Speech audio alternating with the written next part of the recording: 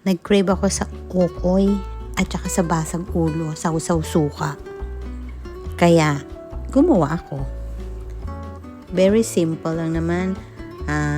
Toge, kamote, carrots. Wala kasi akong makitang singkamas. Masarap sana kung may singkamas yan eh. Tapos yan, nilagyan ko lang ng flour, itlog, salt and pepper, konting chicken powder. That's it. Prito lang siya. Masarap na ng pang merienda. At syempre, nilagyan ko siya ng kahit 3 hipon na headless. Pero meron siyang balat. Pero dun sa lumpiang prito, tinanggalan ko syempre ng balat.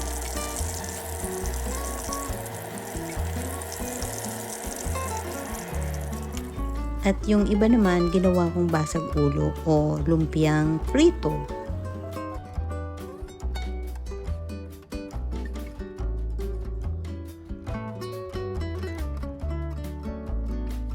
Grabe, lalo na sa panahon ngayon na 2 araw na kaming magkasunod na may snowstorm.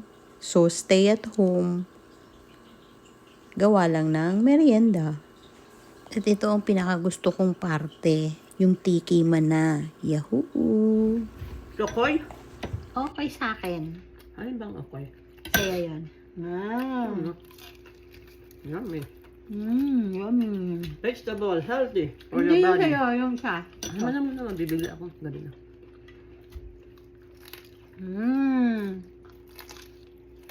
Mukbang!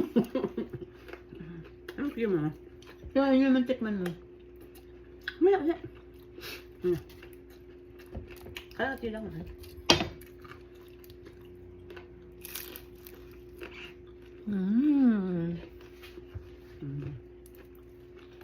Sukang maahang.